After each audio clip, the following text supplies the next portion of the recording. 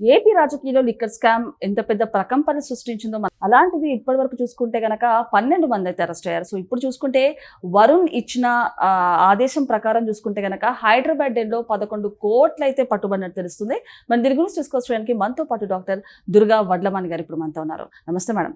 నమస్తే అండి మేడం, మరి లిక్కర్ స్కామ్ లో వరుస అరెస్ట్లు అయితే అవుతున్నాయని చెప్పొచ్చు. అలాంటిది A40గా ఉన్న వరుణ్ ఇచ్చిన సమాచారం ప్రకారం చూసుకుంటే గనక హైదరాబాద్ డెల్లో సుమారు 11 కోట్ల రూపాయలతో పట్టుబడ్డాయి. ఏమంటారు మేడం? మరి ఇప్పుడు నెల్లూరు పర్యటన ఉంటుందంటారా? ఉండదా? అంటే అసలు లిక్కర్ స్కామే లేదు, మద్యం కుంభకోణం అనేది ఒక హంబగ్. ఇది కూటమి ప్రభుత్వం కల్పించిన ఒక కట్టుకథ అన్నారు కదా. మరి ఇవాళ కట్టుకథలన్నీ నిజాలయ్యి ఇవి చందమామ కథలు కాదు, ఇవి వాస్తవాలు అని ఇవాళ ప్రజలకు తెలుస్తోంది. అంటే మనం చూసామండి, ప్రజలే అడుగుతున్నారు ఇంకా అరెస్ట్ చేయరేంటి, ఇంకా ఈ చంద్రబాబు నాయుడు గారు ఇంకా ఎంతకాలం ఇలా మంచిగా ఉంటారు, మారరా అని అడుగుతున్నారు. ఇవాళ 11 కోట్లు ఇట్స్ నథింగ్, కానీ ఓకే దొరికింది ఒక ఎవిడెన్స్. అంటే అసలు హైదరాబాద్తో లింక్ ఏంటండి? అసలు ఎక్కడ హైదరాబాదు, ఎక్కడ ఆంధ్ర? పైగా ఆంధ్ర వాళ్ళు ఇక్కడికి ఎందుకు వస్తారంటారు. ఇప్పుడు మరి తెలంగాణ వాళ్ళకి ఏం లింకులు ఉన్నాయి ఇందులో? ఇప్పుడు మరి కేసీఆర్ కేటీఆర్ గారికి ఏమైనా లింకులు ఉన్నాయా? ఇవన్నీ బయటకు రావాలి. ఓ పక్కేమో పబ్లిక్ లో మీరు తిడతారా ఆంధ్ర వాళ్ళని, ఆంధ్ర వాళ్ళతో మీరు వ్యాపారాలు పెట్టుకుంటారా? అది కూడా దొంగ వ్యాపారాలా? అండ్ ఇంకొకటి మీరు అన్నట్టు మేడం, చెక్ పోస్ట్ల దగ్గర ఎక్కడ కూడా ఈ తనిఖీలు జరగలేదు. ప్రతి చిన్నది తనిఖీ చేసేవాళ్ళు, ఇవన్నీ ఎట్లా తనిఖీ చేయకుండా వదిలేశారు? అండ్ అలాగే ఇన్ని సంవత్సరాలు అంటే లిక్కర్ స్కామ్ కి సంబంధించి ఏదైతే సులోచన ఫామ్ హౌస్ లో డబ్బులు ఎక్కడ బయటపడకుండా ఇన్ని సంవత్సరాలు ఎలా ఉన్నాయని చెప్పొచ్చు. అదే ఇప్పుడు జూన్ లో పెట్టారట, ఎప్పుడు 24 జూన్ లో పెట్టారు. ఎలకలు తినలేదు ఇంకా నక్కిగా కదా, ఎలకలు కొరకలేదు అవన్నీ మనకి. అంటే వాళ్ళ డబ్బు గట్టిది, అది ప్రజల సొమ్ము కదా, అక్రమ సొమ్ము ఇలా గట్టిగా ఉంటుందేమో. ఎందుకంటే ఇవాళ అసలు మీరు అన్నట్టుగా శ్రవణ్ ఎవరైతే ఉన్నారో, ఈ శ్రవణ్ A40 అనుకుంటా, ఇతను పారిపోయాడు, ఫారిన్ పంపించేశారు ఇతన్ని. విజయవాడ పోలీసులు అతనికి నోటీస్ ఇస్తే అతను వచ్చాడు, వచ్చి విచారణలో పాల్గొని చాణక్య కూడా వీళ్ళిద్దరూ చెప్పారు. రాజ్ కసిరెడ్డి, A1 గా ఉన్న రాజ్ కసిరెడ్డి చెప్తే మేము ఈ సులోచన ఫామ్ హౌస్ లో పెట్టాము. శంషాబాద్ దగ్గర కాచారంలో ఈ గెస్ట్ హౌస్ ను ఈ శకుంతల ఫార్మ్స్ ఉన్నాయి అన్నమాట. ఇవి ప్రొఫెసర్ బాలరెడ్డి గారు.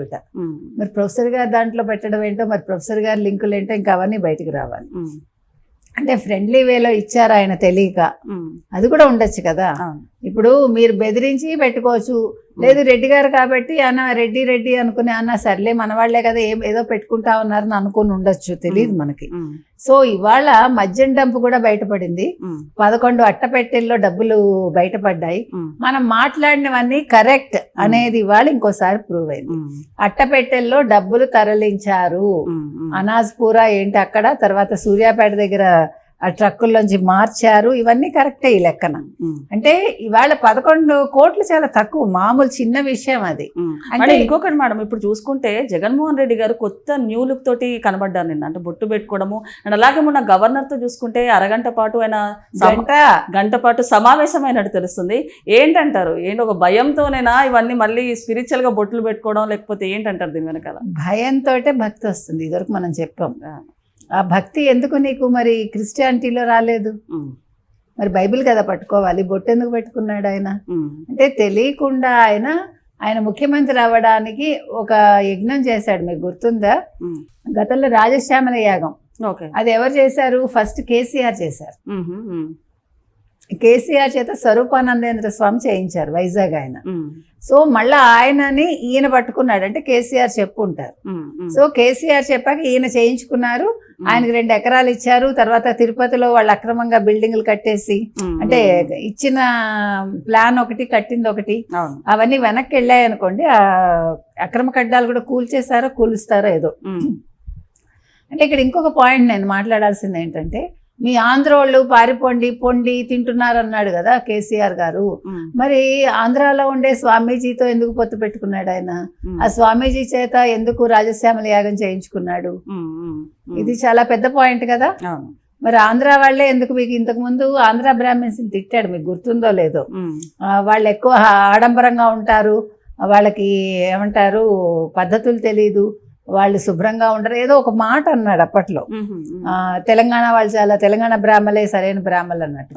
మరి ఇప్పుడు ఆంధ్ర వాళ్ళు ఎందుకు పనికొచ్చారు అంటే, నువ్వు ఆంధ్ర వాళ్ళని పైకి తిడుతున్నావు, అసలు ఆంధ్ర వాళ్ళతో సంబంధాలు సంపర్కాలు పెట్టుకునేది కేసీఆర్, పైకి తిట్టేది రేవంత్ రెడ్డి గారు. మీకు అర్థమైందా ఇప్పుడు?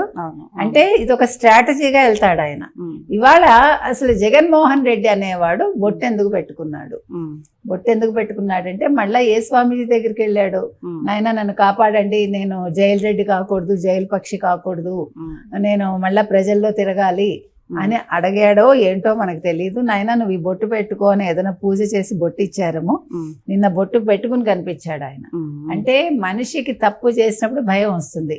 అసలు నేనేమీ చేయలేదు, నాకు సంబంధం లేదు అంటాడుగా.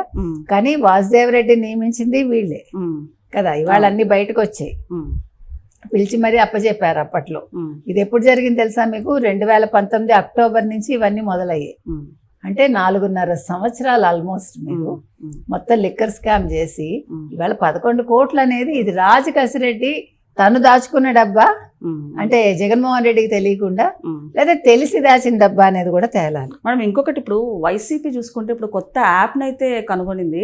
అంటే ఎవరెవరైతే అక్రమ అరెస్టులు చేస్తారో వాళ్ళందరినీ డేటా కూడా అందులో మొత్తం ఫీడ్ చేసి యాప్లో ఆ డేటా ఫీడ్ చేసి దాని తర్వాత పవర్లోకి వచ్చాక వాళ్ళ తాటా తీస్తామంటూ కూడా చెప్తున్నారు. ఓ పక్క మరి కూటమి ప్రభుత్వంలో చూసుకుంటే కనుక ప్రజల సమస్యల ద్వారా ఒక యాప్ కనిపెట్టి ఏదైనా ప్రాబ్లమ్స్ ఉంటే 10 రోజుల్లో వారం రోజుల్లో సమస్యలు పూర్తవుతున్నాయని చెప్పచ్చు. అంటే వైసీపీకి కూటమి ప్రభుత్వంకి యాప్ల మధ్య తేడా గురించి చెప్తే ఏం చెప్తారు మేడం?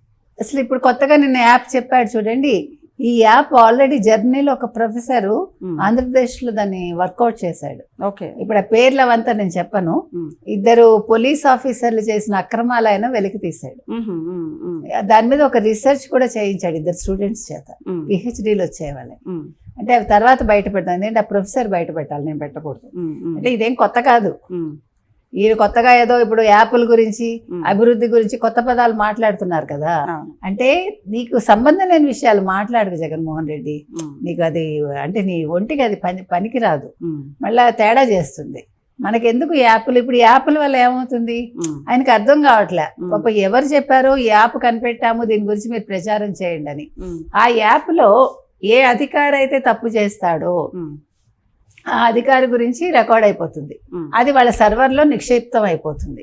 మరి ఇప్పుడు మీ అధికారులే తప్పులు చేశారు, మరి ఇప్పుడు వాళ్ళందరి డేటా అందులో ఉందనుకోండి, మీరు మళ్ళా అధికారంలోకి వచ్చాక ఏం చేస్తారు? మీ అధికారులని మీరు అప్పట్లో మీ దగ్గర పనిచేసిన వాళ్లే కదా వీళ్ళందరూ.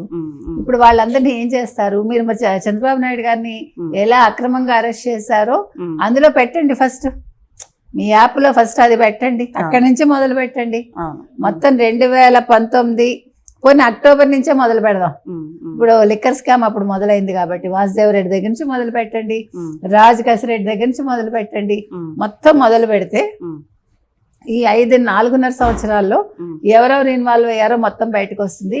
ఏ పోలీస్ అధికారులు ఎంత అక్రమంగా బిహేవ్ చేశారు, చంద్రబాబు నాయుడు గారితో ఎలా బిహేవ్ చేశారు, ఏ రకంగా 41A నోటీసులు ఇచ్చారు, ఇవన్నీ రికార్డ్ చేస్తే 2029లో మీరు వస్తారని అనుకుంటున్నారు. సరే అలాగే అనుకోండి, దానికేం పెద్ద విషయం కాదు. కానీ మీరు అదంతా మొత్తం సేకరించి ఇచ్చారనుకోండి, ఇప్పుడు కూటమి ప్రభుత్వానికి చాలా ఈజీ అయిపోతుంది పని. ఎందుకంటే వాళ్ళందరి మీద చర్యలు తీసుకోవచ్చు, పనిలో పని మీ మీద కూడా చర్యలు తీసుకుంటారు. Okay madam, thank you.